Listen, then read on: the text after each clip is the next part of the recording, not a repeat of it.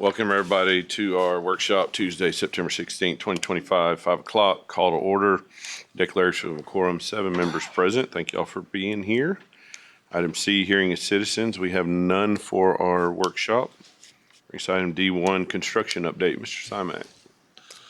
Yes, sir, President Horick, Dr. Harkrider, members of the board, thank you for this opportunity to give you an update on our current construction projects around the school district. In case you haven't noticed, we are making progress. So we'll go through everything that we have currently on the ground that's moving right now, and we'll also introduce you a couple of things that are upcoming that will be getting started very soon in the near future. So first and foremost, very excited to announce to you that our middle school athletic improvements project that started late last October has already been completed. Just a couple of small punch list items that we're taking care of right now. And so we're really excited for that. We've already hosted a number of middle school games at these facilities, as well as sub-varsity games as well. And so with that, for our student athletes, these new facilities are great. This is now something that they can take pride in. They are top notch in the state of Texas, and our kids have really bought into taking care of it and making sure that we represent College Station ISD to the best of our ability. You expanded our facilities. You allowed us to host more events as well as host more people here at our stadium. There's not too many school districts that have this kind of facilities for the middle school level. Thank you, CSISD.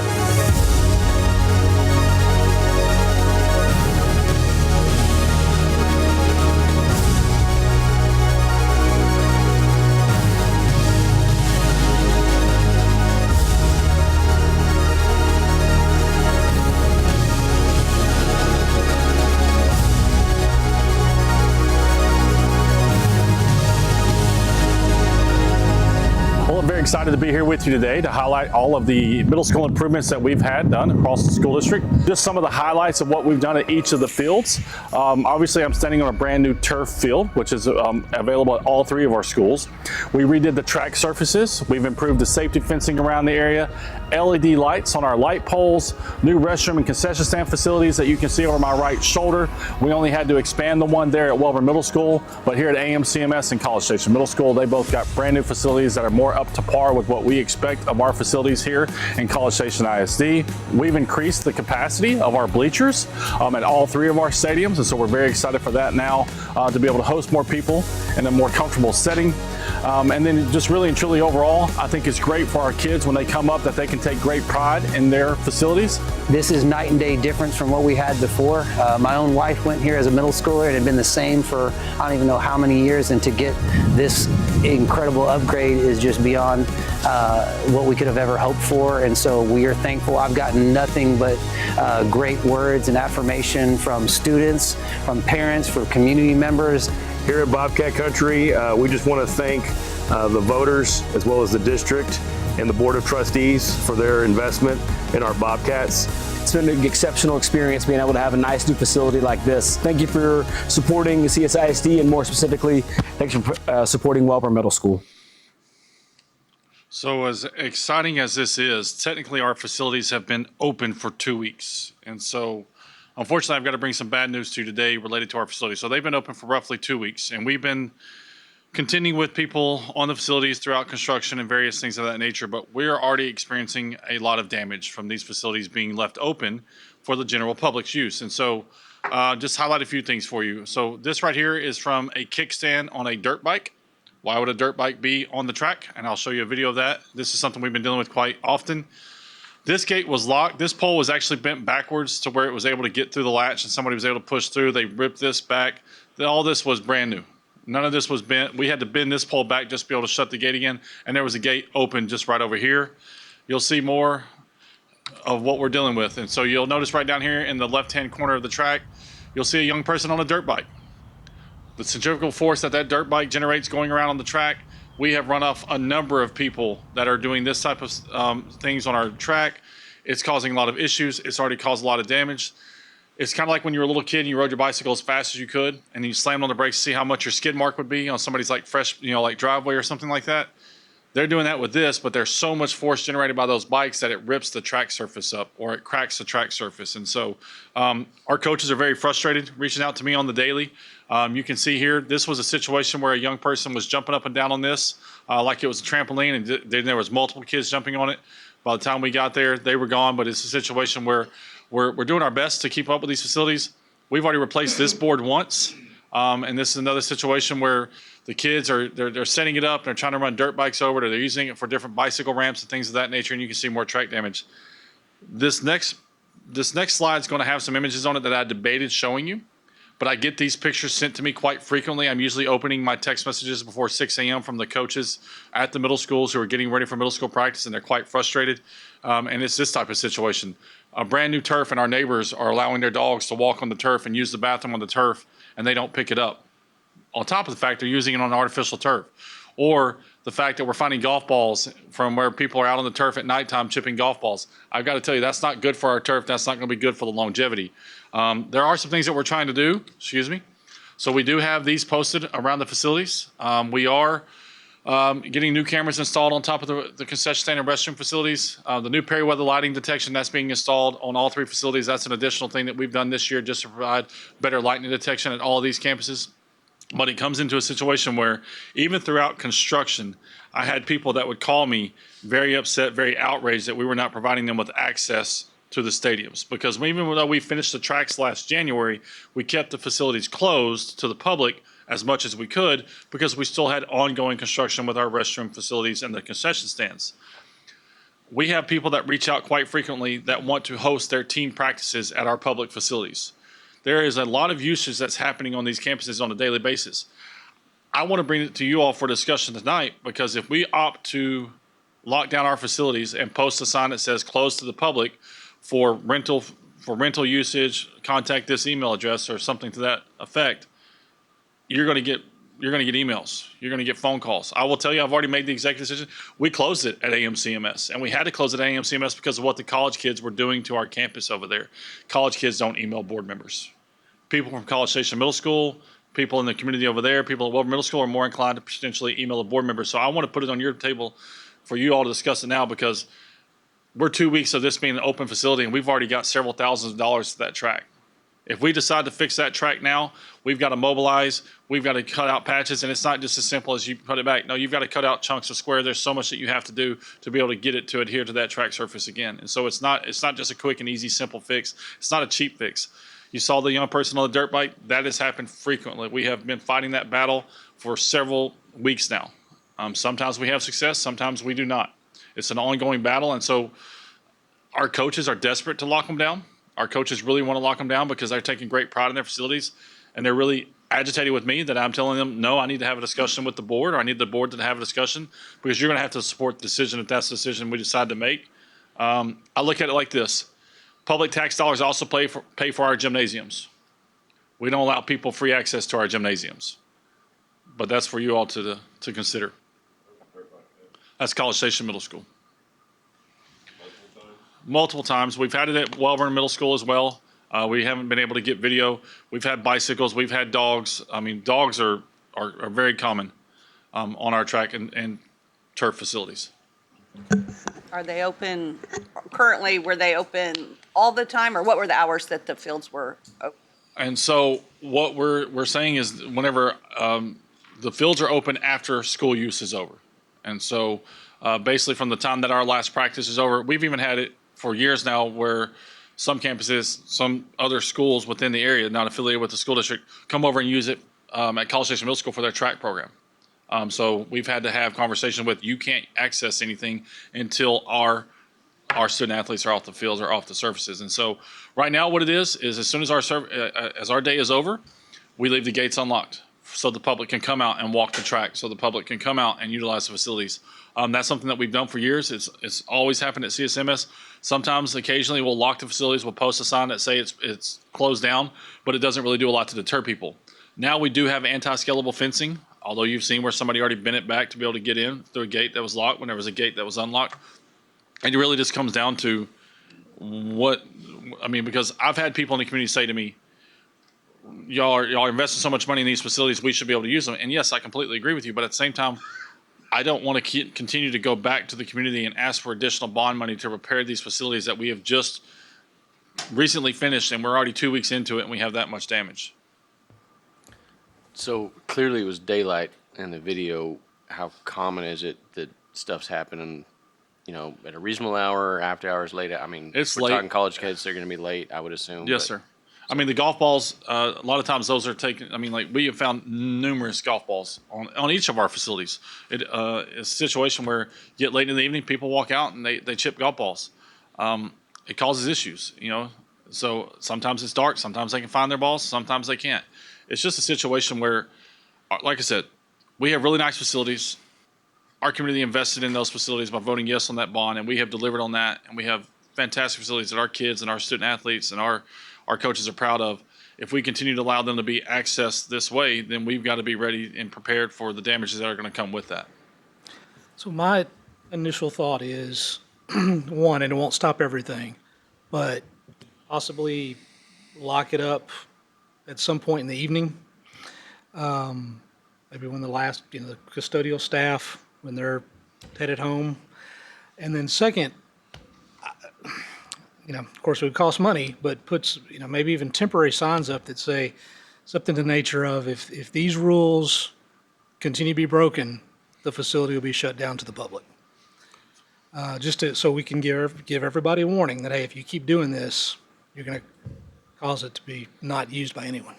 Well, one of the reasons why I decided to bring it to you tonight, obviously it's a major concern that we're 2 weeks into a facility being finished and we have damage already from general public. And, all it takes is one bad apple to ruin it for everybody. But at the same time, I fully anticipate this will get some traction with WTAW, Bill Oliver. I fully expect this conversation to get out there at some point. So I thought that might help spread the word. I know we've got some run clubs in town that want to use the facilities and they want to make sure that they're getting taken care of and everything else.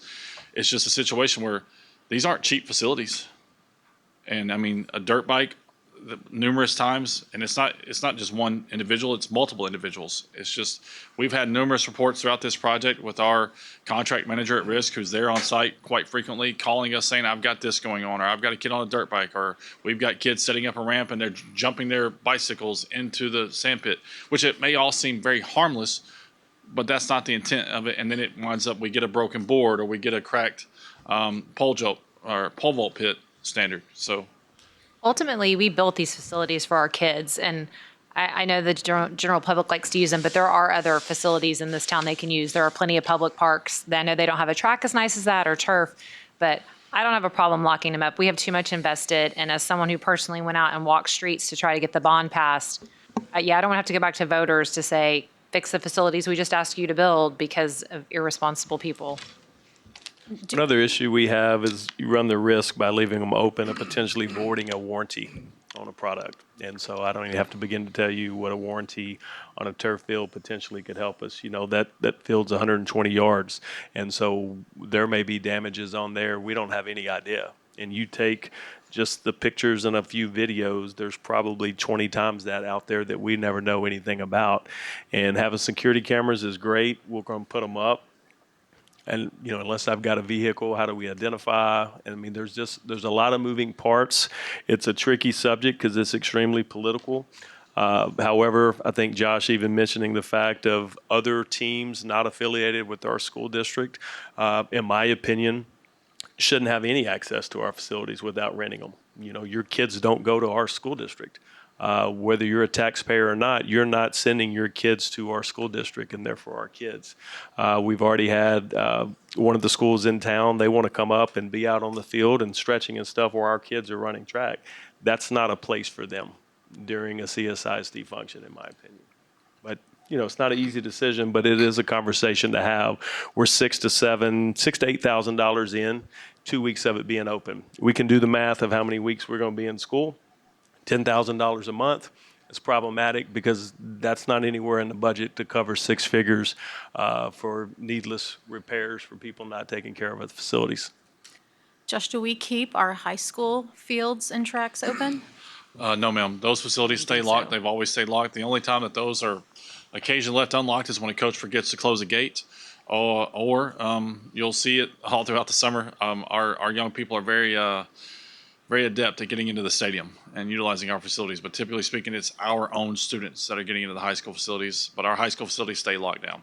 I mean, our middle school fields now are a smaller version of, the quality of our high school fields. And so to me, that also might signal that we need to consider taking care of them the same way we would take care of our high school tracks and fields. We don't have anything else. We've put it on your radar, and we'll bring it back next month, if you are good with that, and take a deeper dive into it.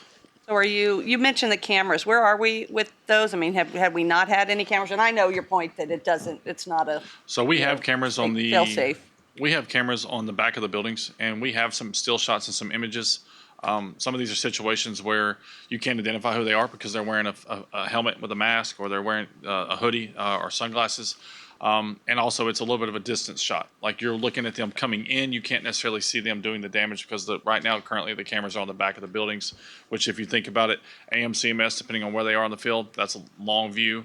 At CSMS, you get a little bit closer. At Welver Middle School, you're having to go across a bus lane before you're seeing anything. And so cameras are being added. You do have one of the concessions in there, but we're getting cameras added. But at the same time, I will tell you, at College Station High School, we have been working with College Station PD. We have made a number of reports since last February. We have a young person that continuously is breaking into the facility and prying open the bay doors to the concession stands and trying to help themselves things. And even over the summertime when there was nothing in there, they were still creating damage. And we've spent thousands of dollars fixing those roll-up doors for the concession stands there at College Station High School. And we had the individual on camera. They look at the camera, but they got a hoodie on, they got sunglasses on, and they got a mask on. So it's just a situation where cameras do a lot to deter the people that are going to be deterred, but they don't do a lot to deter the people that are going to do what they do. Yeah, you're not going to have coverage like at a campus in a hallway because the facility's too big and it's wide open. Right. And I mean, if they're really trying to do something nefarious, they're going to, try not to be noticed. I was going to ask also about, have we involved police with some of these? Not these related to the things? middle schools at this point, no, ma'am. Not even let them know to maybe keep an eye out? I mean, we've recently gotten these new signs posted, but it's a situation where we're leaving them, right now we're leaving them open to the public. And so, it's other than, the bikes, the skateboarders, unauthorized vehicles, we've established the same curfew as what the city of College Station has at their parks. And so we're working through these things, but there's been nothing at this point a lot of times we're getting called and we're trying to get there in the moment. We have that video of the young person on the dirt bike because Mr. Buckner just happened to be in the area and was able to pull in right quickly and get a videotape of it. And I cut the video short just because, young person wasn't real excited about being videotaped and had quite the attitude. So Yeah, if the facility's open, CSPD has no jurisdiction to do anything. It's open. If the facility's locked up, it's a different conversation because with then they're signs posted trespassing. saying it's a closed facility. Right now, we don't have that. And so our coaches would love for that. Our coaches are agitated with me that I'm not allowing them to lock down those facilities. AMCMS, I told you we've done that. I'm not worried about how college kids feel about it. And How's it been there? we've still had some issues. You still see golf balls. When we were doing it throughout construction, we've had a number of issues with the tennis court there. You've had a number of issues where young people are on the tennis courts playing tennis whenever there's things in session, school's going on. Our facilities are locked down completely whenever students are on campus, but that hasn't deterred them. And it's just they're not bad kids; they're just completely oblivious college kids. And so like we were all there once upon a time. What is the plan? So we've got these signs up. We're getting. This is just an update. I mean, are we I'm putting it on planning your this for radar. 4 weeks to the next board meeting, or for us to come to a decision, or make a decision, or have more discussion then? Just curious, trying to. I mean, Get is a game plan. that 16 grand with Technically. 4 more weeks? I just am curious. Hopefully, by bringing this to your attention tonight, it's going to get out in the community, and people are going to recognize that we've got a problem. And hopefully, self-policing is always the best policing. And so, if people help us take pride in our facilities, it'll help us keep our facilities open to the public. At the same time, I don't know if that's the best course moving forward. It's really, I wanted to bring it to your attention tonight to make you aware, and also so that way you weren't surprised in the event that you got a phone call or an email because we'd elected to close a facility down.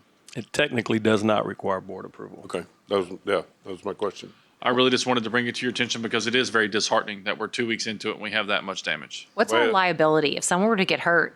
I know they're not a student, but if someone gets hurt at one of our facilities, It becomes very tricky if it's open. It's locked up. There's not a case at all. Signage, you can't get in. The facility's open.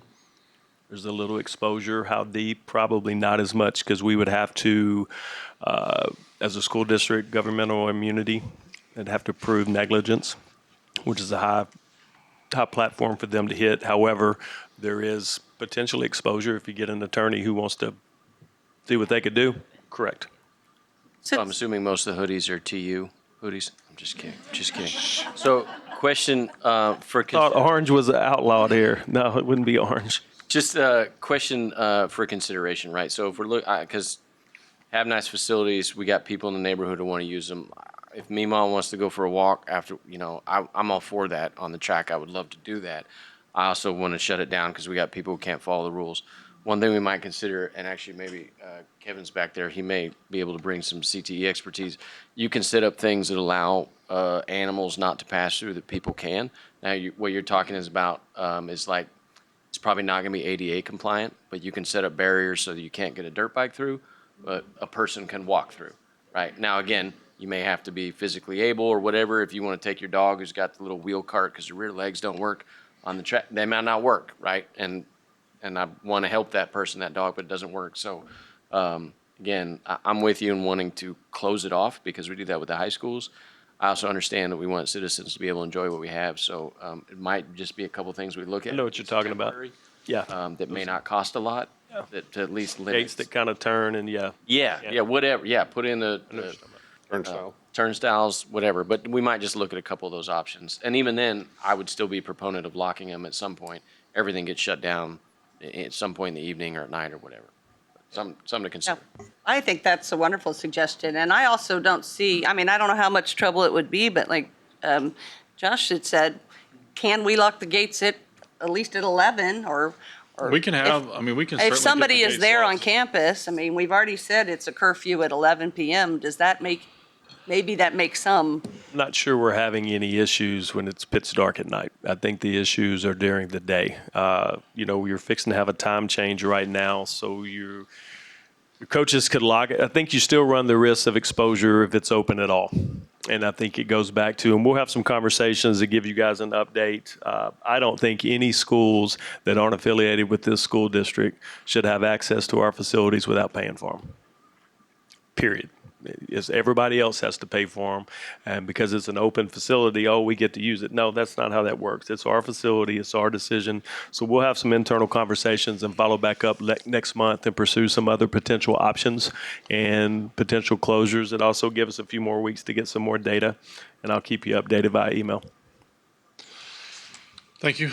I'm sorry to have to kind of be Debbie Downer on that, but it is really exciting, and our people do love our new facilities. And so moving forward with the construction update for you, if you've driven by Consolidated here recently, you see that we have a very large crane out there. We are going vertical with steel, which is very exciting right now. We'll have our last delivery of steel on Friday or Saturday of this week, which means we're getting very close to doing more of the detail work. And the more vertical you go, the more quickly you're going to get to a place where you can start drying in a building and things of that nature. And so just a quick summary of what we've got going on. As a reminder, this is part of the bond from the 2023. Over the summer, we went back into the building and picked up some things from previous remodels and just went ahead and expanded on some of that. We removed all of the lockers within the building. There's LED lighting. We've been replacing ceiling grid as much as we can in areas where there has already been roof repairs done. And then what you'll see here is the wainscot, the 6 foot tall there, gray tile going through. You may recall once upon a time there was the square tiles that were like the maroon and the white and the gray. Some of that had been taken out of the building. Some of that had not been taken out of the building. And so we went ahead and took it all out to have a continuation and a flow throughout the entire building. And obviously redid the floors as well. And it looks really, really good in that building right now. Since I've taken these pictures, more has happened. The steel crew is currently working 5 10-hour shifts and 1 8-hour shift on Saturday. It costs quite a bit of money to have that crane on site. And so they are moving very quickly to get that done as quickly as possible. And the crane operator has been great with school spirit. If you haven't noticed, we do have a tiger flag at the top of the crane, which has been one of the most popular things that we have done with all of our construction projects thus far. New skylights as part of the roof project. We did have a little bit of a hiccup with one of those. There was a leak. Sometimes you don't find leaks until it rains. Our contractor's getting that taken care of. They'll make all the necessary repairs. But this is your previous, there's 3 skylights that run down the main corridor of the building. This is your previous skylight and what it looked like. And this is the new one. It really does a lot to open up the building and bring in some fresh natural light. And it's a great improvement for the interior of the Consol campus. So what you see here is the white cap. This is where we're getting closer and closer in certain areas. Once you see the white cap, we're done with that area, but you've got a lot of other existing work going on. We did finish tear off last week, which is fantastic. That's the hardest part of this. I'll remind you that this roof had 2 existing roof surfaces on it, and so the tear off was quite extensive and it was quite challenging, and it's taken a great deal of time. You may recall that we started this project last April, and minus weather, if weather kicked them off a roof or if we had to hold them back because of an SAT or something happening on the weekend, this crew has worked every single day with the exception of Easter Sunday. Now they are currently running 2 crews. They run a crew through the night and they run a crew during the day. These people are absolutely getting it. Whenever they told us about this situation, or this roof, they said it would be roughly 18 months. Willing, if everything continues to go, they're trending like they're going to finish that ahead of time. I understand now why nobody really wanted to tackle this project. It has not been fun in the slightest. This has been very challenging in many ways, but we're very pleased with the contractor and the work that they're doing for us on that project. College Station High School, if you've driven by there, we have a lot of work going there. It seems like all around the building as well. Jamala is our contractor there. We got started late last spring, late April, early May. The estimated completion has always been December of 26. It's really October of 26. We are pushing as hard as we can to be done in August of 26. The reason to be done in August of 26 is it's much easier to move in during the summertime. It makes it much easier on the counselors to set their master schedule. Also, with this addition, we can get rid of the 6 portables that are there on site, and that opens up a number of parking spaces for staff there behind the building. So there's a variety of reasons why we're pushing so hard to get this done. You may recall we're adding a number of classrooms and labs for CTE, art classrooms, science classrooms, the 3rd gym for that comprehensive high school, and then some other things as well. And so some locker room efficiencies and doing some things that are really going to benefit the entire campus. And so we're excited for this project. This is also part of the 2023 bond. And so what you see here, this has actually been poured back since I most recently showed this to you. This is the area off of the gym. You can see the field house there across the street. This is the academic area right beside the gym. And so where we have a raised slab. And tomorrow morning, we'll be back there at 3 a.m. pouring these grade beams and everything else that's going on with that project. This is off the academic wing on the other side of the building, and this is off of fine arts. And so we have a concrete pour scheduled for tomorrow morning at 3 a.m. Where we'll do additional work there with all of this and get that poured out. We move the concrete pours up as early as possible for 2 reasons. One, we want to try to avoid as much school traffic as possible. And number 2, obviously with the Texas heat, you've got to try to beat that as much as you can. And so it's going quite well. We're really pleased with the progress there. Very happy with Jamal and the job that they're doing for us at College Station High School. Jamal is also our contractor at Rock Prairie Elementary School, and you will know that this is a 2-summer project. There is far too much to get done in 1 summer. However, I have asked this to Dr. Hochreiter a number of times. He looks at me like I'm crazy each time. I've asked the EIC. We personally would love to see a start date for school year after Labor Day. That would be amazing. It would make it much easier on summer projects if you gave us a little bit more time instead of having, teachers return to the building on August the 1st and we're at the end of July and you only had 6 full weeks in the summertime to try to get things done. So, let the record show that was Josh Simak that made that request. It might be popular, better be careful. So this is also part of the 2023 bond. You'll see here today we got the stage curtain reinstalled, or the brand new stage curtain installed there at Rock Prairie Elementary School.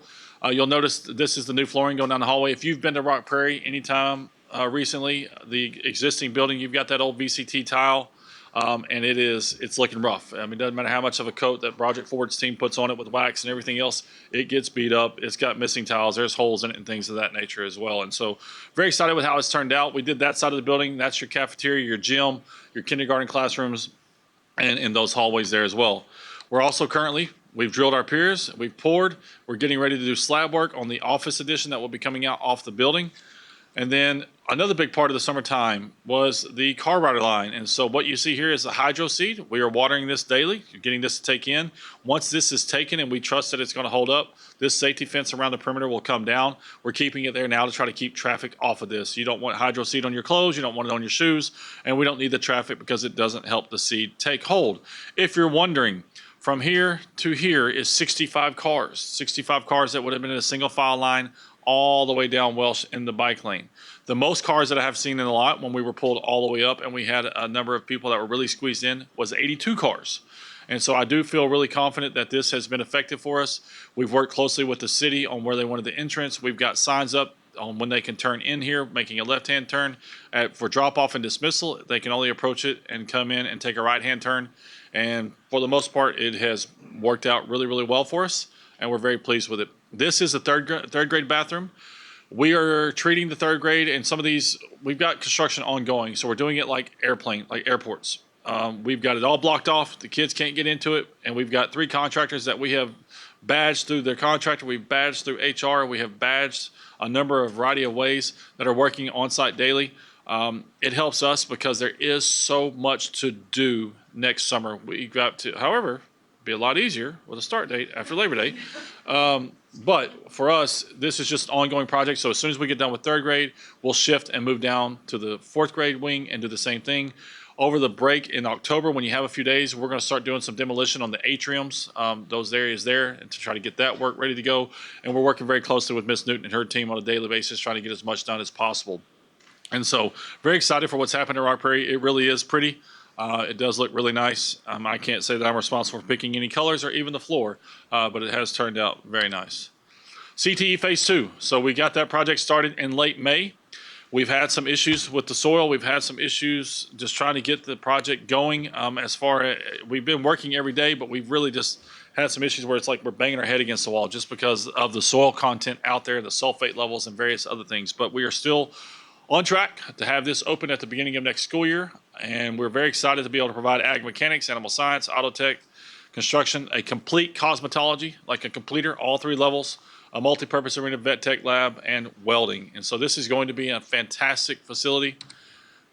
This is really cool. And so one of the things that we're having to do is we're having to drill 223 piers for this building. Some of these are as big in diameter as 36 inches.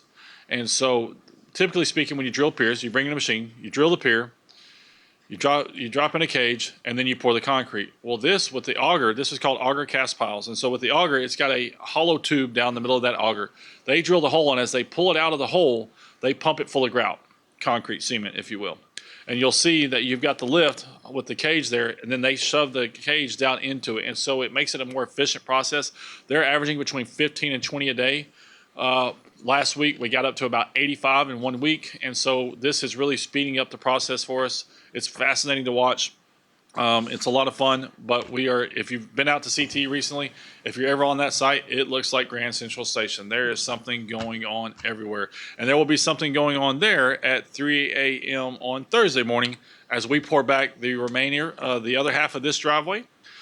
This is something that we're able to pick up that's an additional scope with this project.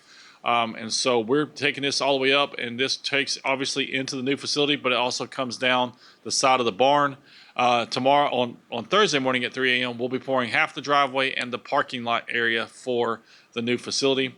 We need that parking lot area to be able to stage the steel. That's going to be required for the building, and it just makes it easier on everybody. Baseball and softball. Jacody, local contractor, is our representative on that one. They are working with Symmetry Sports Construction. These projects are ongoing. I will tell you, before Dr. Payne says it, I jinxed myself in May. I said that I was hoping for a drought, and we got the rainiest month of June on record. And so I won't say anything else about that. This is part of the 2024 bond. Jacody has been great to work with. They were also on our middle school projects.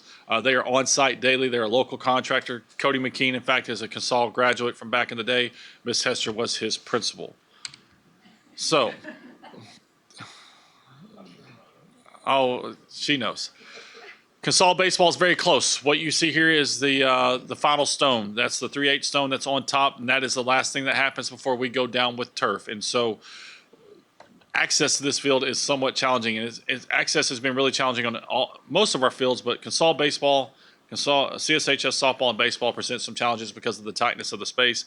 And so you'll see here, they're working through this. Once they get this final graded, we are in shape to be ready to start laying down turf early next week. And so we're very excited for that. Consol softball has its turf, but we're not yet quite complete. We've got to get the white fence topper. It will be white for softball, and the foul poles will be painted white, and we'll also get this flagpole repainted as well. But we're waiting on some of that. We've got to get that in. There's a couple of pieces of the fence that we're having to get modified to be able to fit. And then we've got some netting that's going to be going in around the bullpen that needs to be installed, and then we'll be able to punch walk that and give them access to it for the Consol softball team. At CSHS Baseball, they have made up a great deal of time on this project, and so this one too is in the final stages of the gravel being done there. We'll be pouring concrete on the batting cage there at 4 a.m. on Friday. And so we'll have that done Friday, and then they'll go back through and they'll regrade everything. And so it'll be a situation where they're doing the big stone, and then once they have the final grade, we'll be putting turf down on this field very shortly thereafter as well. The fence crew has returned, and we're working through that now. One of the hardest things about CSHS baseball is the only way to access it is through CSHS softball. And so CSHS softball is not as far along. Symmetry has brought in additional crews, and so we have additional crews in town that are working on both sides of town, and they're working very well in conjunction to get us caught up as much as possible. So once we get done laying turf at the 2 baseball fields, all crews will come to College Station High School softball, and they'll hit that one like gangbusters, and it'll be a situation where we're able to really make up a lot of time. And so we really appreciate all of our coaches and their patience. They're chomping at the bit. They're on these job sites every single day. I get text messages and phone calls quite frequently. I talk to them on site quite frequently. They're excited, and we're excited to be able to provide these for them. I really think these facilities are going to be fantastic when we finally get to the finish line, and I appreciate everybody's patience as we work. Stadium improvements, again, local contractor, Chakotay. And you can see we've got some things going on. We've done a little bit of work over at College Station High School in the press box. A lot of that work will start again after the football season. You know that we've got work going on right next door here now with the Fieldhouse expansion. We're getting ready to pour that slab in the very near future. Unfortunately, we pushed hard as we could. There's your slab as we get ready with the poly, trying to get ready to waterproof. We're getting our rebar in. What happened to us this summer is we were late we weren't late. We got our permits a little bit later than we had anticipated for our digital screens, and with all the other projects that we had going on, plus for Consol, in order to have access, because we have to have a crane, we're going to have to rip the bleachers out to get access to be able to get in there on a more permanent basis. Also, though, with the City of College Station, we work for utility purposes and other things. We have built a road behind the Consol baseball field that will make it for us easier to have permanent access to this moving forward. Just right now, with the way things are, it didn't work. However, we were able to get the D zone done. This was a challenging project. I cannot tell you how many times we dropped submersible pumps into these to pump water out of them so that way they could continue to work. So very impressed with how dedicated they were to getting that done. These D zones are used on both sides of town very frequently, and they look great. And they match as closely as you can possibly hope for when you have 5 years of UV light on one versus one that's brand new. And so we're very pleased with how that's turned out. Those are getting used quite frequently. College Station High School. So with each of these, you take away a D zone, you take something away from a track program. And so we were able to find a way with pushing the budget and stretching it as much as we could, that at Consol, their pole vault will be moving back across the street behind the softball field. And at College Station High School, we had to build an additional triple and long jump pit there behind the portables to ensure that they could still host track meets on site. And so we got it all graded out. We'll be getting track surface on that in the very near future and getting that taken care of for the coaches and moving some fences and things of that nature. And so elementary fall zones, this is part of the 2021 bond. Some of them had been done. There were 4 that were done as single projects over time. Unfortunately, there's a situation where that did not get complete. And so we didn't have any funds for it right away. However, Ms. Wilson was able to, through some bond savings and interest earnings, was able to find some money for us to get this done. Mr. Buckner has spearheaded this project with Playground Solutions of Texas. They too have brought in additional crews. And so here's where we are. We've completed it at College Hills, at Creekview for the Gators there. We have completed it there as well. And we installed a new pavilion or a shade cover that their PTO had paid for. At River Bend, we're waiting on a piece of new playground equipment to come in, and once that's installed, we'll get that fall zone completed. This is South Knoll. We have an equipment repair we're waiting on. It's a spring, and once that spring comes in, then we'll be able to complete it there. Southwood Valley is complete, and at Spring Creek, their fall zone is complete as well. These look great. Couldn't be more pleased. This is not just as simple as just go in and lay it down. You've got to pour curbs. You've got to do gravel. You've got to do grading. There's a lot of different things that go into it. And it's not the easiest project. And so we're really appreciative of our campuses that have been patient with us as we've gotten these done. The weather impacted our contractors as well. And so as timelines got moved, things got shifted. And sometimes it would be a situation where at 9:30 at night, they texted, we're going to be there in the morning. Great. We weren't going to say no. It just was short communication, and it really was challenging. And if you're looking for an industry to get into, playground equipment is astronomically expensive. And so it is crazy how much that costs. But you can see here how great these products look. You can see the new curb. The campuses picked the colors of the fall zones that they wanted, so these look great. We're very excited on how these have turned out. And some campuses had as many as 3 or 4 of these fall zones that were getting covered in. So they look great. We're very excited and happy that our kids are back on those projects. So here we are with the roof project. So you know where we are with Casal, Rock Prairie. We got that one started this summer. We expect that one to be complete by the end of this month. Same thing for Cypress Grove. Mechanical repairs are done at Spring Creek. We're monitoring this very closely. We had a storm not too long ago, and we only found 2 leaks, whereas used to there was buckets in the ceilings everywhere in that entire building. And so we're very excited for how that's transpired. That building has leaked from the day it opened, and we're really confident that these mechanical repairs are going to help fix that problem for them. And then you've seen the work going here at Central Office, and so we did decide to go ahead and just give it a fresh paint because we had so much damage to the stucco. We're going to redo all the window sills. We have windows and offices in this building that you can physically stick your hand into with your fingers because there is no window sill left. And so I don't have to tell you that causes moisture to get into the building. In this breezeway here, a lot of the drainage is built into the columns, and so we're saving that work for a little bit later. We're waiting on some few things to come in. That's going to be a little bit more intensive. We're going to have to rip some things out, and we're really going to have to work hard because what's happened to us is those things are clogged up over the years. There's no way to get them unclogged. There's no way to get them to work and function the way we need them to work. And so what happens is we have some offices that we can no longer utilize because whenever they get a lot of rain, they back up and they flood into that office. And we're not going to have anybody sitting in those offices until we get those fixed and taken care of. Another thing that we'll be doing is we'll be ripping out the awnings on both sides. The one awning that has no cover, the awning that has the cover that's very aged and dated and looks worn out. We'll be getting those out and taking care of the columns. But at the same time, this cover, not pavilion, the aluminum one, it'll be stretched out halfway through on one side of the breezeway, so people won't have to hug the wall when they're walking down the breezeway to not get wet. And so I already talked to you about Casal roof repairs. There's your central office. And then for your hailstorm roof repairs, just want to give you a heads up of what's coming down the pipe. So that hailstorm that hit last spring break, that really hit the north side of town, it hit all over, but it really hammered the north side of town. We have been on every single roof in this district multiple times. We have been on there with our adjuster. We have been on there with our advisor for our roofs. We have been on there with engineers. We have been on there with insurance companies. We have been up and down these ladders a number of times, and we have worked through this as much as we possibly can. And so where we've landed are these 4 roofs. And so at AMCMS, you have some damage, and so it'll be roof repairs. It'll be roof repairs for Christie's Closet, the Barbara Bush Center, roof repairs at Oakwood. Unfortunately, College Hills, which makes sense if you think about where that storm hit, that is the roof that got the most damage. That will be a complete new roof. Unfortunately, with the way things are today, these are 2% of our building value for the deductible. And so that's going to be a pretty penny when we finally get to that place where we're ready to do that. We could start these roof projects in the near future. Right now, we don't have a lot of issues as far as it causing flooding into the building or leaks into the building.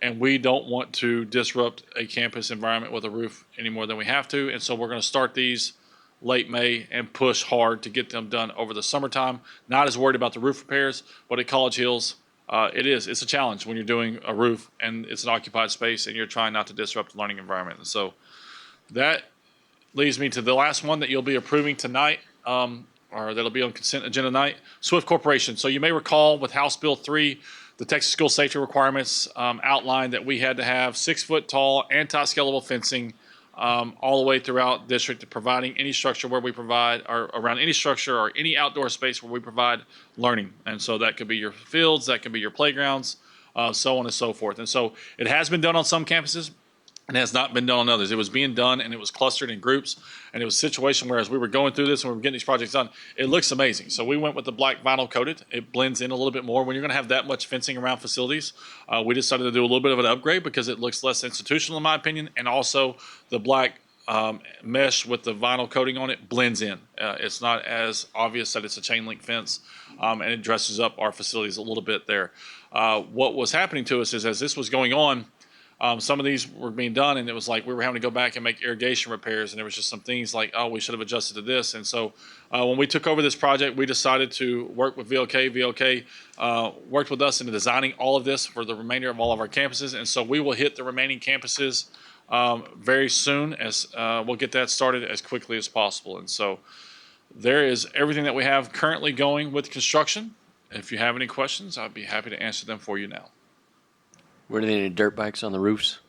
No dirt bikes on the roof, and we have taken the porta potties off the roof. I did want to provide a quick update since Mr. Simak wanted to share his idea on school start time. Jeff Mann just sent me a text. He utilized ChatGPT. We would end the school year June the 22nd. So we're going to send Mr. Simak around to all 19 campuses and see if he can sell that. Then we're going to put him at the HEBs in the evenings with a little tent set up and let him gather all the feedback he'd like to. Thought we were better than that, Jeff Mann. I do have a question. Well, first I want to thank you, especially with the fiscal, looks like responsibility y'all are doing on moving so quickly on the new bond projects. You said one thing that concerned me, the 2021 bond, you said we didn't have money left to do some of the projects that were designed for that. And I appreciate Ms. Wilson obviously finding the money to get it done because those seem like really important projects. So what happened there? I can't speak to exactly what happened, but we did come up short on some of those projects. There's some projects that if we have bond savings with these packages, we'll certainly go back and catch. Without diving too deep into it, I'll just say that some of it is when you do singleton projects, or when you only go to a buy board and you don't put things out to bid, or you use. I think one of the things that's helped us the most is we have competition. Ms. Wilson and Mr. Butner and Ms. Schaefer, they put it out for a bid, like a CSP, out at at purchasing for our fence project. Previously, we were begging people to try to come and do our fence projects. We had 9 people there for that bid opening, and so I think it's that part of it is when you do singleton projects, you lose the economies of scale. When you work with the same people over and over again, maybe people lose that competitive edge. And when you do open yourself up and say, hey, we're working with all new people, bring us your best value, I think it certainly helps you be more competitive and allows you to tackle and do more. And obviously, when you move at the pace at which you're moving, you avoid that inflationary cost. Well, I really appreciate it. Y'all, especially the baseball, having a baseball kid, we're super excited. But everything looks amazing over there. And I just appreciate the constant work that's being done. And people in the community see that you guys are being good stewards of the taxpayer dollar. We're certainly trying. Thank you. Yeah, it is amazing how much you do. I say you and Mr. Buckner, like the busiest guys in this county. Along those lines you mentioned we're getting people to do extra shifts and extra crews. I just wanted to clarify that when that happens, that's not costing So part of it with us. Yeah, how does that work with us? Or is it already in the contracts? So we went CMAR, which is contract manager at risk. And so we get guaranteed maximum prices. And once that guaranteed maximum price is locked in, unless there's a change order from us or something where we're going to use a contingency, something that we request to be changed, or like there's contingencies built in, owner contingencies and different things throughout, because there may be some adjustments that you make. There may be things that you find as you're going into projects. The Casal baseball field next door has delivered a number of surprises. Existing facilities sometimes are a little bit harder to work on. New construction is certainly much easier. But when we're locked in on the guaranteed maximum price, they have a substantial completion date, and they have certain number of rain days that they can have. For example, the middle school projects had 150 rain days. We started those last October, and from last October until just when we finished that project, there was 150 weather days. Now, they didn't take every single one of those, but that's how many days were accounted for that were considered to be weather days that were lost.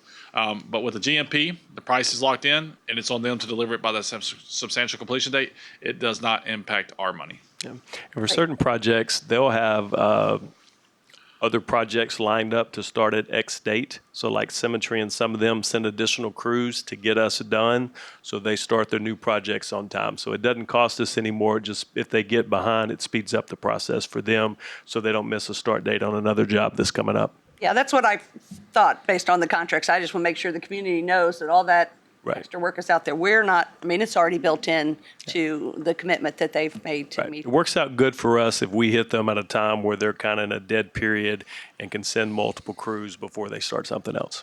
And then the only other last thing is, I think the other thing we did with the bonds this time is we recognized, we put, you were on the bond committee, put extra money into that for potential inflation, right? Because I do think that was part of the problem coming out of the previous bonds, the 2021. And obviously I the won't things get you're too deep working into are helping as well. But that was one of the issues on the previous bond was the inflation and the ability to get what was needed to finish those projects. So but you accelerating things is helping with this one immensely. Yeah, I mean, yes, I'll just leave the 2021 bond there. I mean, there was certainly inflationary costs, and obviously we had a motivation to move as quickly as we could because we didn't know what was going to happen with tariffs, and we wanted to get guaranteed maximum prices locked in.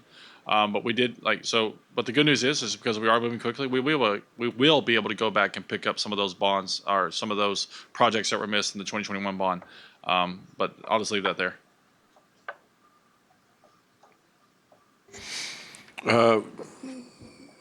I got a laundry list of stuff that you just said, which is amazing because you talk faster than Jimbo. But hey, for 1% of Jimbo's buyout, I'll leave right now. I appreciate what you're doing. I appreciate what Buckner's doing, Miss Wilson, all y'all, because as fast as you're talking, you can see how fast everything's moving out there. And so dedication to that, and like Ms. Simmons said about the fiscal responsibility, I think that was a big piece of even folks that oppose the bond. And so you guys are delivering on that, and we're seeing things, and that's awesome. And more importantly, our kids are going to be able to utilize it a whole lot sooner, and that's what's going to be exciting for them. Well, I would be remiss so Mr. Butner and I are managing it, but we're not managing it alone. We have Brian Bill and Ronnie Klein, construction coordinator and construction inspector, and those guys, we all take turns. Sometimes we're on job sites at 3 a.m. Sometimes we're on job sites at 5 a.m. At Consol, we've been there as early as 1 a.m. And so those guys are very much a part of the team as well. And so we try to tell them to stay away. They try to tell us to stay away. And it usually winds up that all 4 of us are on a job site at 3 a.m. because, it's just kind of how it goes. But very appreciative of those guys and the work that they put in. It is constant. It is every day of the week there's something going on. And then on Saturdays they're working, and on Sundays I'm driving around checking job sites. So I know what kind of conversations I need to have on Monday morning. Thank you, guys. That'll bring us to D2, transportation update.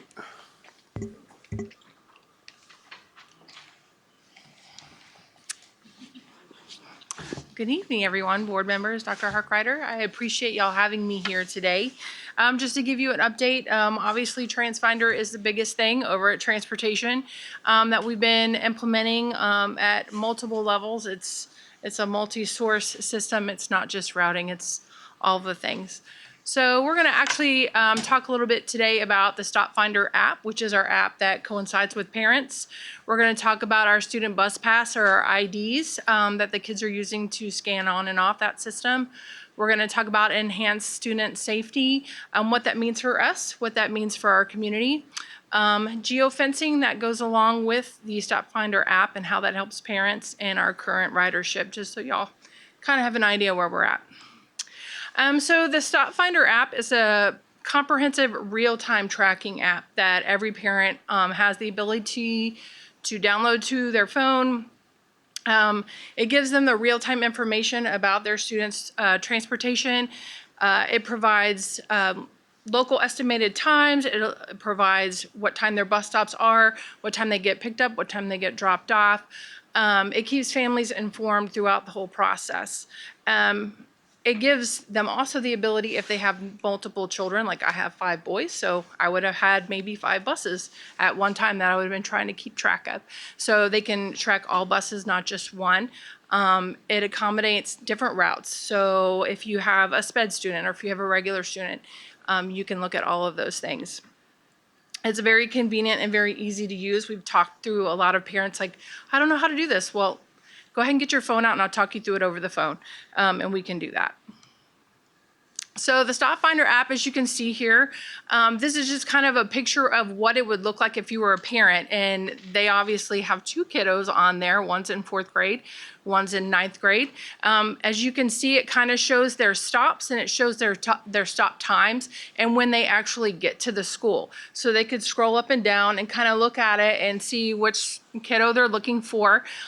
It sends them notifications for when the bus arrives at their stop, when they depart, and when they get to the school.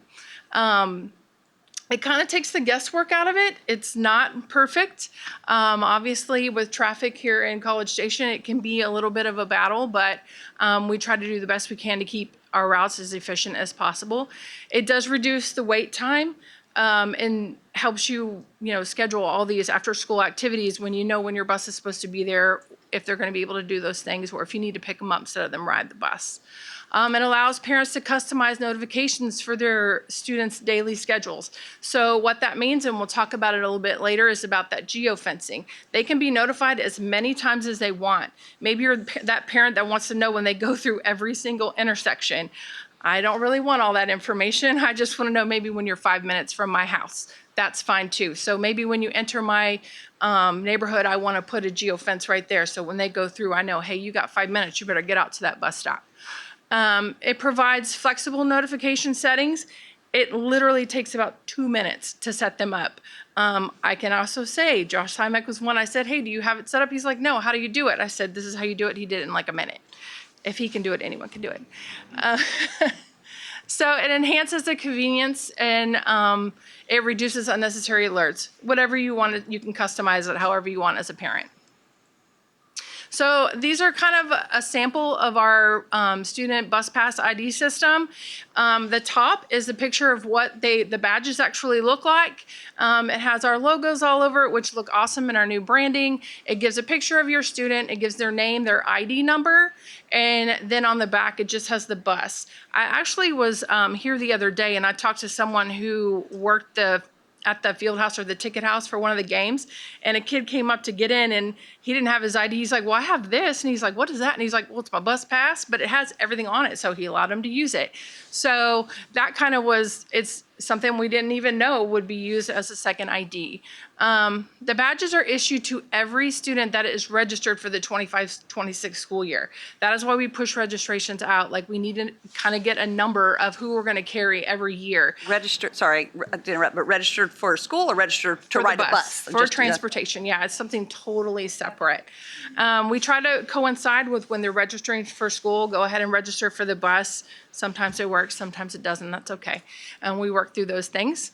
It also has the student picture on there.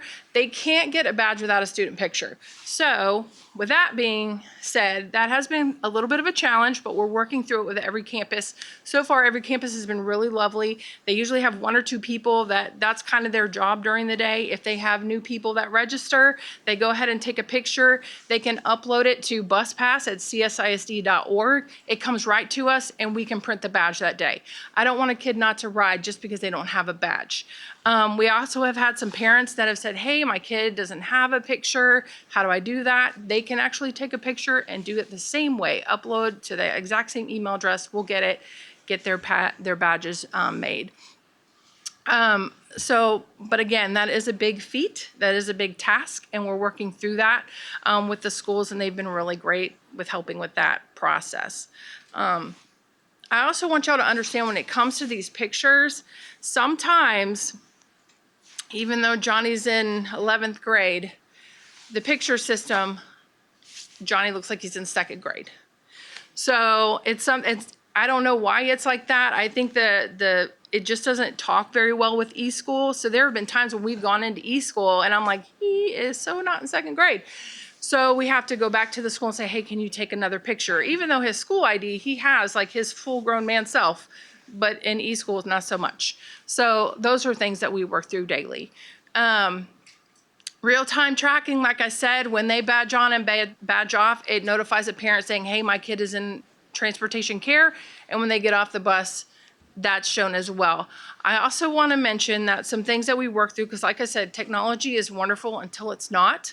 So as we move through this, we're learning things that we're like, oh, we didn't even know that was a thing. There is a button on there that's called Service All. And my people are finding out if you hit Service All, it services all. So anyone that is registered to ride the bus, it says, hey, you're on the bus, or hey, you're not on the bus. So a lot of my people have been using them at campuses. When they go ahead and get to the campus and they offload everybody, they just say Service All, because I've gotten some phone calls that our parents are like, hey, my kid's sitting right here. They're not at school. I'm like, it's okay. We're going to take care of it. So we're obviously doing extra training with our people to make sure we're using the badge system the correct way. So we use this to not only help parents track their students, but we like to navigate our routes and our drivers. We want to make sure they're going the right way, they're following the routes the proper way. If they need to divert, how are we going to do that? And this tablet system totally does that.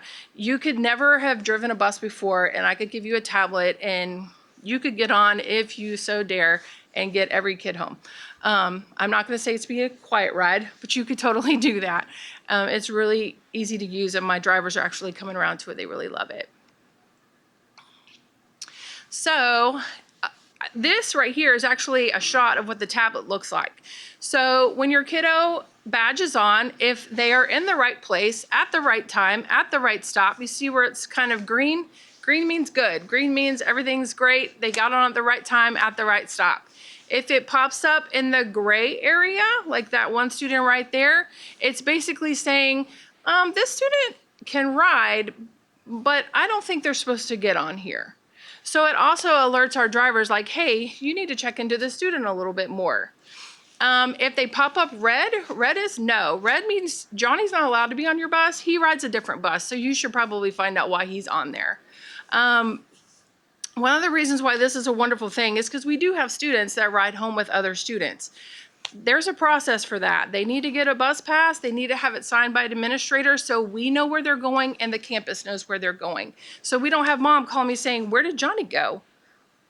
Well, they had a note from you, or, well, they just got on a bus. So it also helps us track them that way. And then if it pops up in a blue color, it means, hey, there's an issue with maybe Johnny's student record. So maybe it says that his home of record is South Knoll, but he goes to College Hills. So see how that conflicts? So once you just, hey, can you just check into that and make sure that all of his information is correct? And so we can go and correct those things if we need to. So like I said before, the cards, they serve as a temporary student ID when their regular ID is misplaced. It's a backup identification, and it gives the drivers the correct information on each student. Like I said, they're color coded, so when they see a different color pop up, they can tell what they might need to do. It also gives a waiver information, and if those of you who don't know what our waivers are, it's basically a statement from a parent saying, hey, I want Johnny to get off with this person, or Johnny can get off by themselves. Anyone that is a younger sibling can get them off. It gives them a list. So when they scan on or scan off, that list pops up, and it has, the driver can ask for an ID, and if that person actually is supposed to be there and get little Johnny, then we can go ahead and let them have them. If they're not, then we just take them back to school. So that's a safety feature as well. So enhanced student safety, obviously what I just said, with them knowing who is on the waiver list and who isn't. It gives parents the confidence that their child is safe in our care. It provides the real-time visibility of where their students are at, keeps them accountable. I know they have their phones and they're allowed to use them on the bus, but obviously this is just a little bit more. It gives them the notifications, let them know where they're at. They can get as many alerts as they would like. The system keeps trackable of multiple students at one time, so they only need to have one app on their phone to get all their students' information. So enhanced student safety, what does this do for our kids? What does this do for our community? What does it do for us? It provides immediate information for who has boarded the bus for us. That's always important. It provides overall student security through the monitoring system. It creates accountability trail for students. Where are they at? Where are they supposed to be at? Are they supposed to be on the bus? Were they supposed to ride home? We have some parents that'll call and say, hey, I think my kiddo is on the bus. They were supposed to be a car rider, and they had no idea. So we call the driver, find out, yeah, they're on their way home.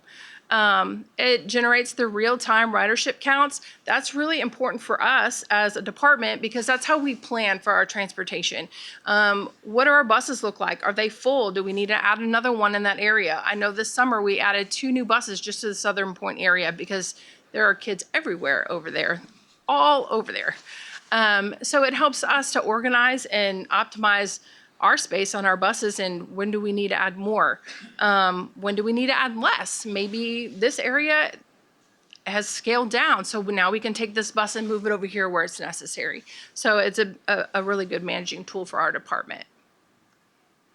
So the geofence technology, like I said before, it maps out specific drop-off points. And depending on where you, as the parent, would like to have those, you can set them up at the beginning of your neighborhood. If you know we go through an intersection and that's 10 minutes away, you can put it there. If you want to follow the bus one day and put them all the way along and just know exactly where you are all the time, you can totally do that. For monitoring our vehicle activity, it helps us to track where our buses are. We can actually pull up their GPS in real time and find out where they are. So if we have a parent that's like, hey, your bus is running a little bit late, where are they at? We can pull it up and say they're going to be there in 2 minutes. Holds fast. So that's good for our department to be able to use that. It creates automatic logs of vehicle activity. So we can do our state count. We can do our daily counts. We can do our mileage. They can fill out their VTRs, which is their vehicle trouble report. So if they have an issue with their bus, they can fill that out right there in the tablet, and it goes to the shop and gets a work order generated. All of those things are utilized just within this one system. So this is kind of what it looks like when they set up a geofence. So this is like Castlegate.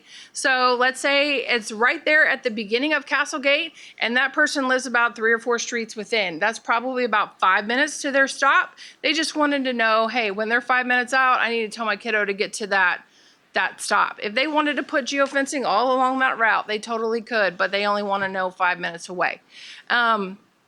So it kind of gives mom and dad a peace of mind if they're at work. Hey, did Johnny get home on time? Yep, he went through the geofence and he got dropped off. So whenever the school bus goes through this geofence or this designated area, it automatically sends an alert. Now, one of the things that's been a little bit confusing to the parents, which I want to go ahead and air out right here, is this system does not send late notifications. That comes strictly from my office. We actually have to go in and type that out when they're running 15, 20 minutes late. We actually have to do that physically. It's not an automatic, hey, your bus is running 20 minutes late. A lot of parents were a little bit confused about that. They thought they would get those late notifications. But I try to stress to my drivers, if you don't tell me you're 15 minutes late, I can't tell anyone you're running 15 minutes late, and I'm getting yelled at for it. So we need to make sure we're staying in contact. So that's something that we're working through and we're getting better at.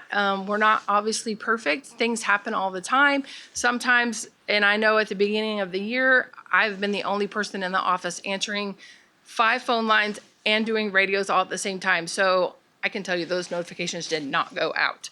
I did the best I could with what I had. Just quickly curious, do they go out, if there is a notification, do they go out on the app or? Yes. Okay, so they go out directly to the app. So what it not does? an email or a text anymore that it used to be. It goes. No. So I pull up their bus route and I actually say, hey, this bus is running 15 minutes late due to traffic. It goes to every parent that has uploaded that app. So that is another thing that we're working in progress. We always tell them when they register, please get this app. This is our way to talk with you. They don't always do that, and you'll see at the end how many people have actually downloaded the app and how many still do not have it. And this is our second year kind of that we've been using it. So I can't make them do it, but we try. We do our best to get it out there. So this is our current ridership.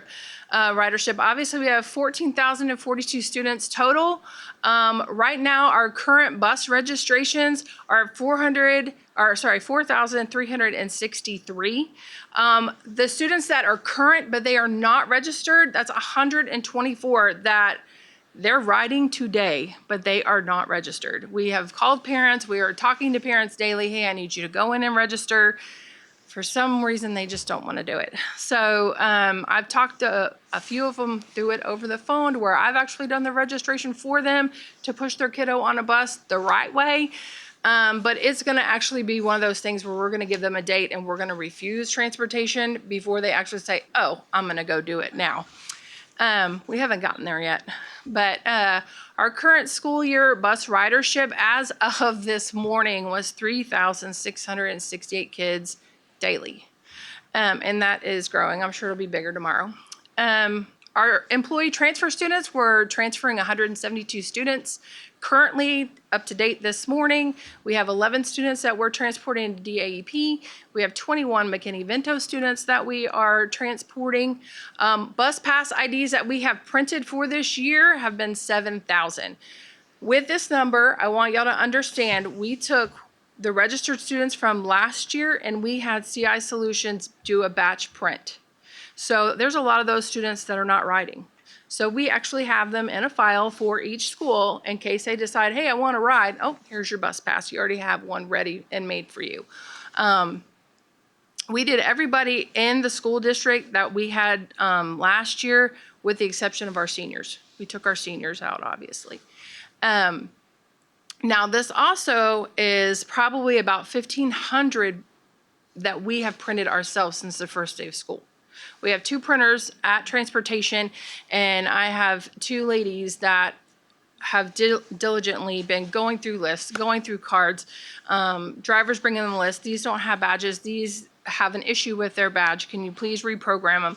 And they've been doing that. So 1,500 of them since the first day of school, we have printed in our facilities and given to the drivers and given to the kids.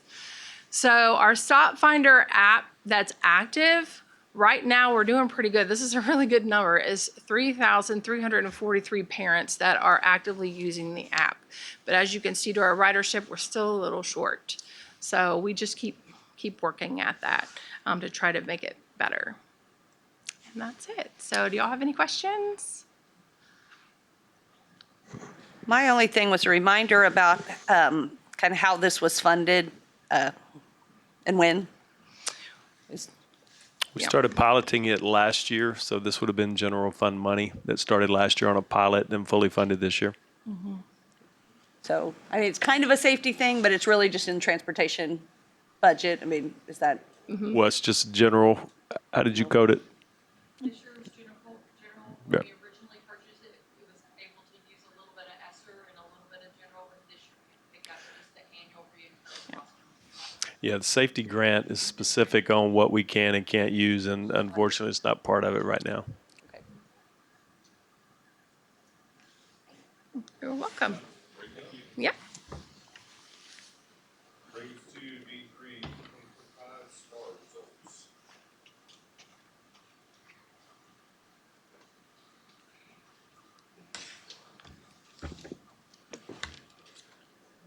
Well, that's a good start.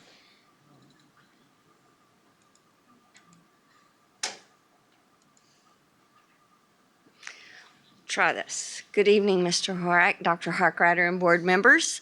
I'm here to present you the preliminary 2025 STAR and our state accountability rating results. A recap of our 2025 state assessment. This was the 3rd year for STAR 2.0 where they updated it and gave us the different test items, including the extended constructed responses, multiple answers and other things.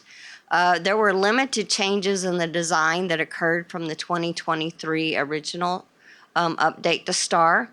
We did get more details with the 2025 extended constructed responses than we had in the past. This year, for the first time ever in 2025 results for our TELPUS students that are English language learners, we actually got to hear their speaking recordings, which is going to help us greatly with supporting those students. Overall, our testing process here for College Station ISD went very, very well.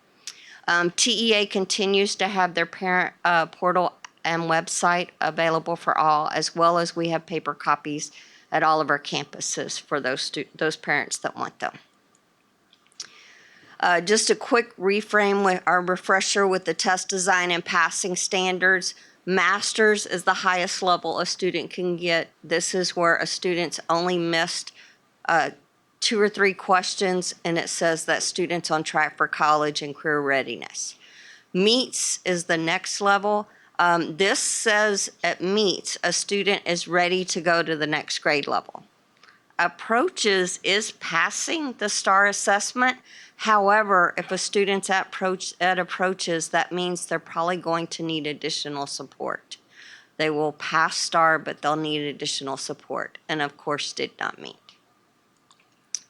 So we're going to look at our state and district performance, and we're going to break this down by subjects, grade levels, and campuses.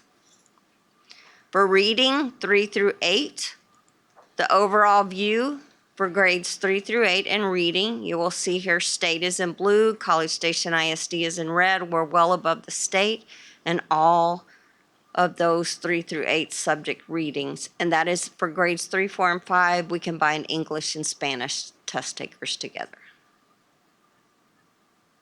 Okay, to look at a little deeper, this is our grade 3 reading. Again, all versions, English and Spanish together.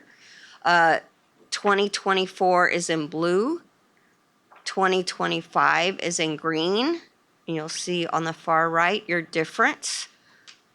Those that declined in red are green growth areas where we grew. And College Station ISD highlighted there in the larger print.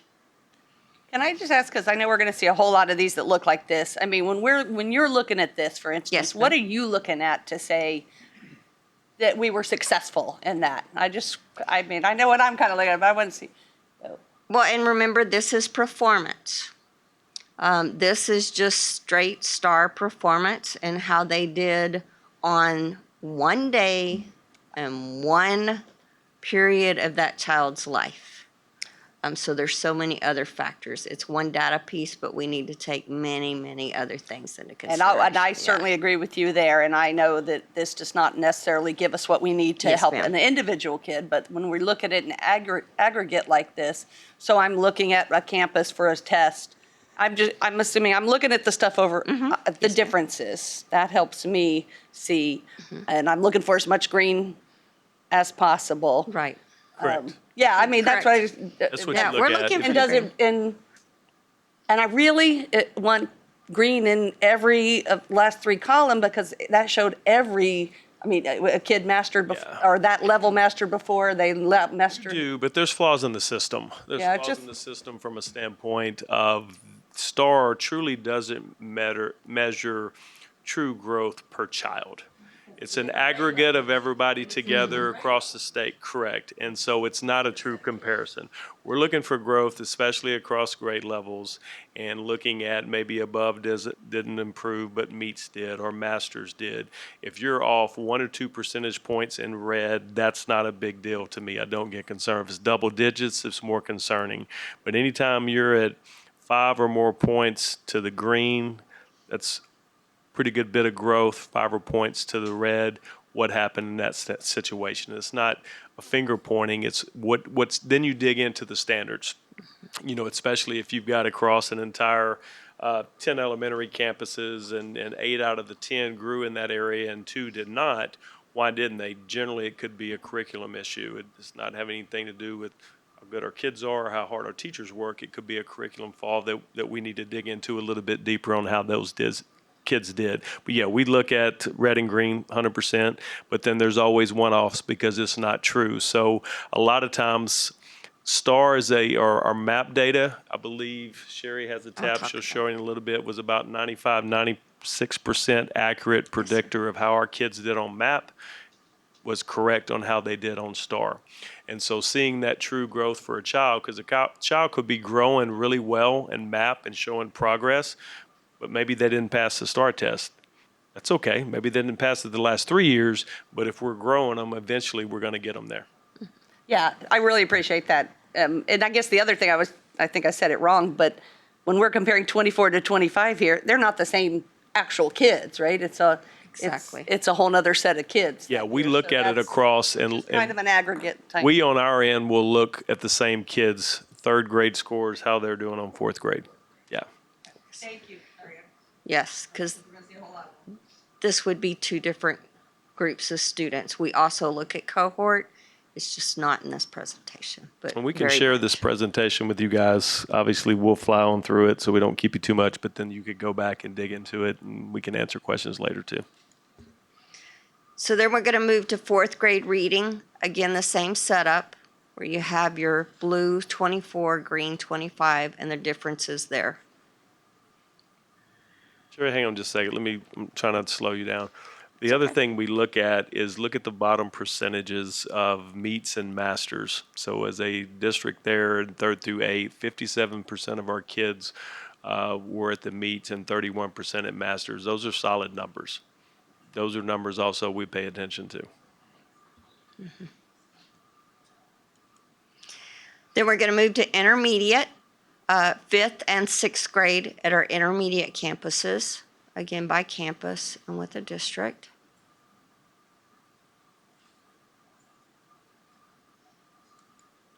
Middle school reading, 7th and 8th grade reading.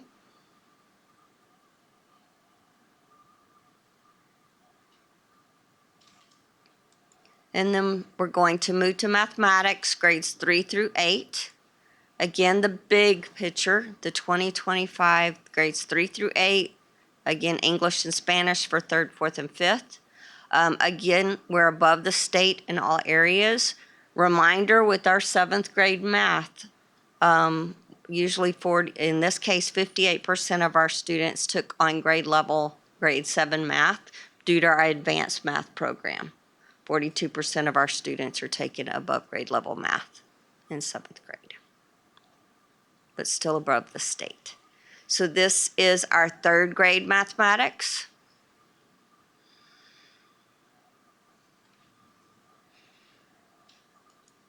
Fourth grade math.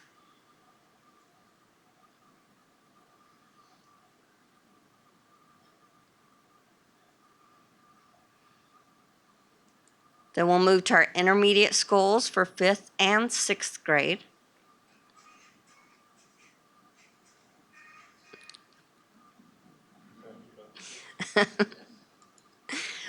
Middle school math. And I want to point out here with our middle school math for the 7th grade, remember we have many taking advanced, and you will see that in the 8th grade math. You see all 3 of our intermediate schools, Cypress Grove, Oakwood, and Pecan Trail, that also have 8th grade math test takers.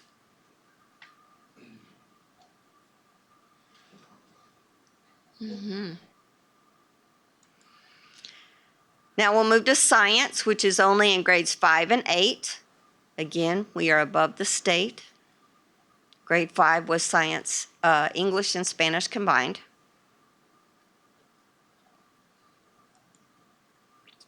So for science, I put 5th and 8th grade on the same slide.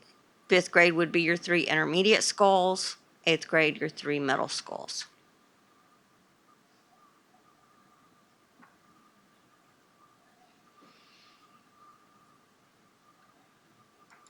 We move to social studies, which is only grade 8, again above the state. And 8th grade would be your middle schools.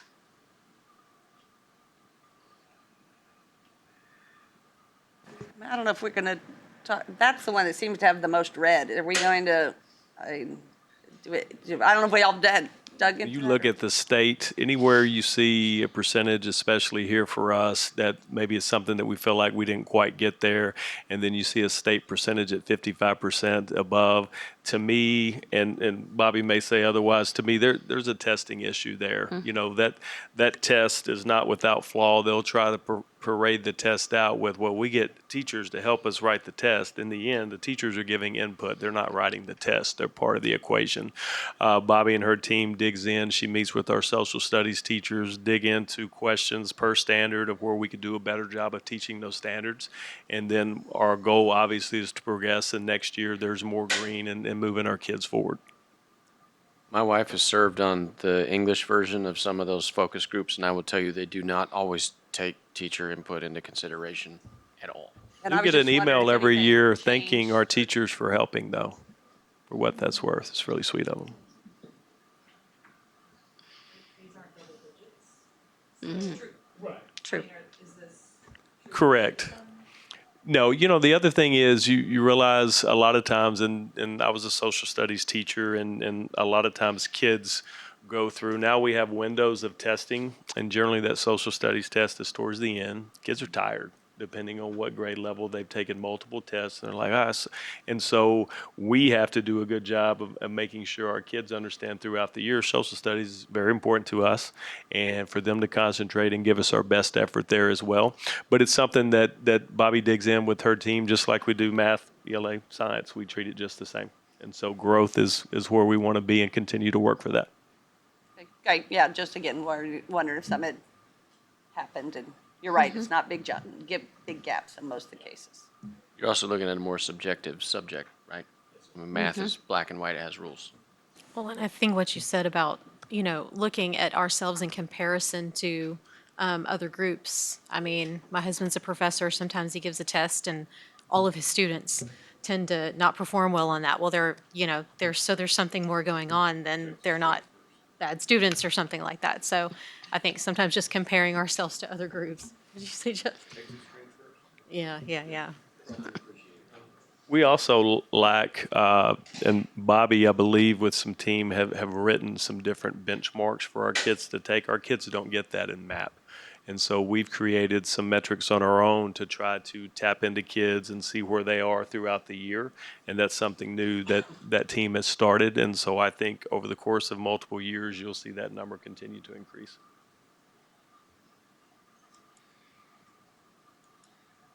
So from the grades 3 through 8, we will now move to the end of course exams. These are your high school courses. So again, with our state versus district, we're well above the state.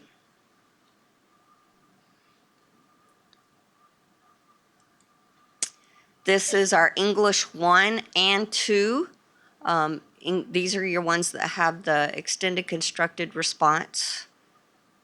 And we did a lot with our district last year with those extended constructed responses.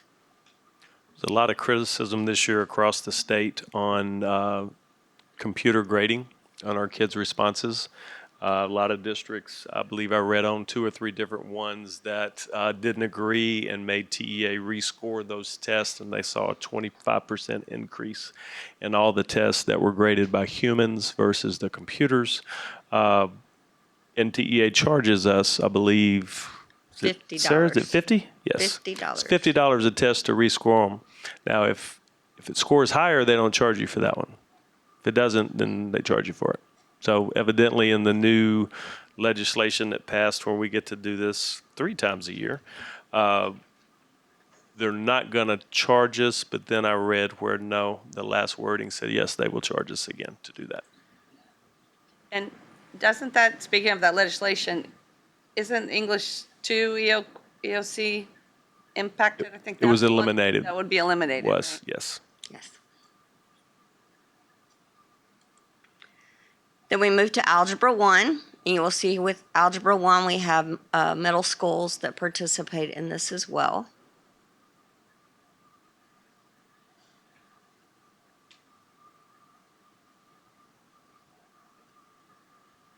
Next, we move to biology.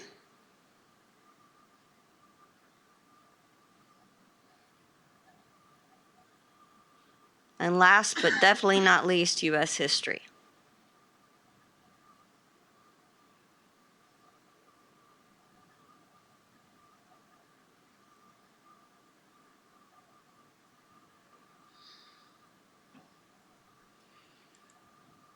So some highlights from our 2025 STAR. We, College Station ISD, met passing standards at higher rates in all subjects in every grade level and all EOC exams.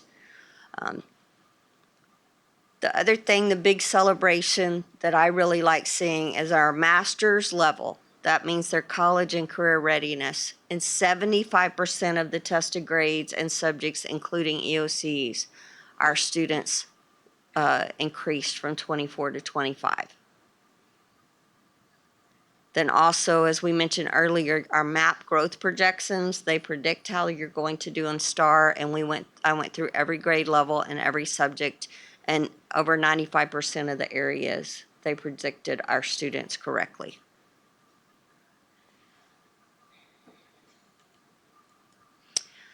So from the STAR performance data, we're going to move into our state accountability. So what you've seen tonight was STAR Performance, which is what's used in student achievement, or domain 1.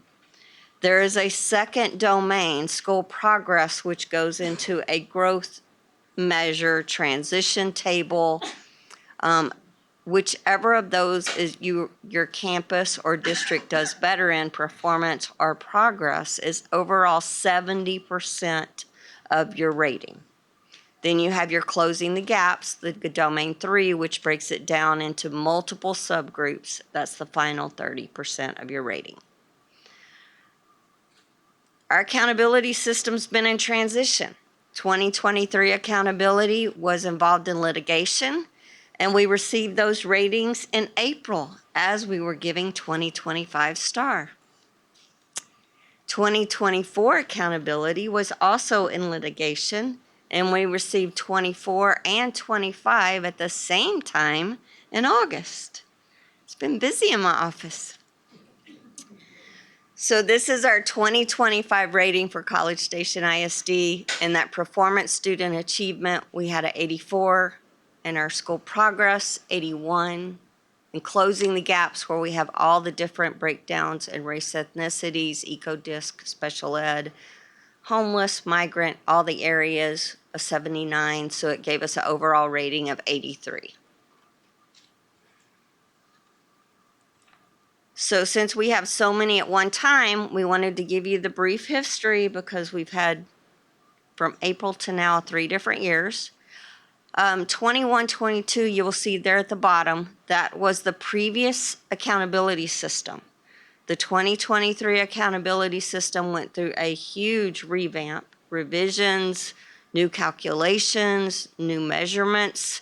That's also where we went from needing a 60 for an A in CCMR all the way to needing an 88 in CCMR to be an A. So the 22 rating there on bottom, and then they also gave us the 2022 what if with all the new calculations.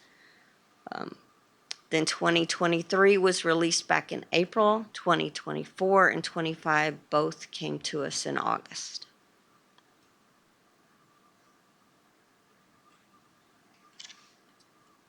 A different view here is each campus for our district. 2023, 24, and 25 all side by side with their overall rating, and that last column showing their overall change from 24 to 25.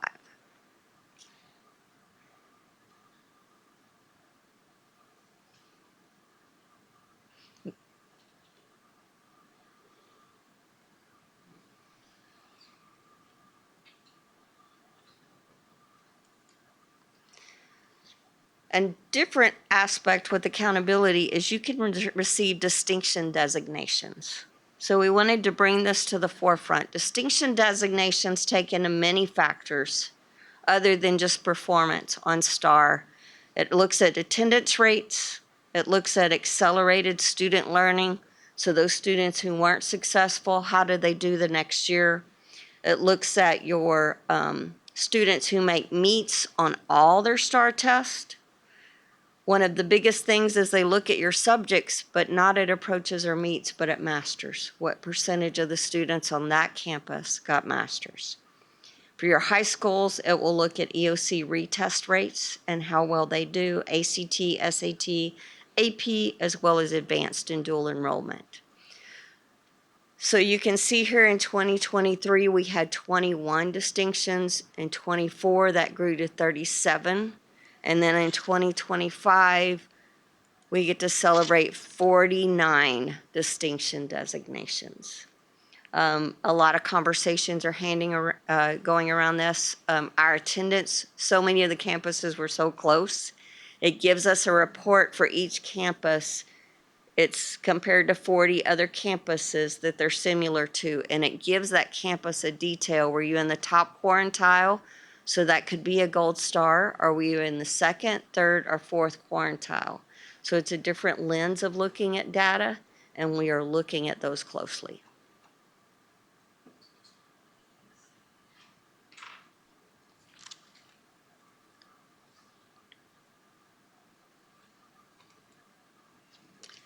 It is all public now, texasschools.gov. We had all the delays with litigation, but now everything is public. And I will take any questions or comments.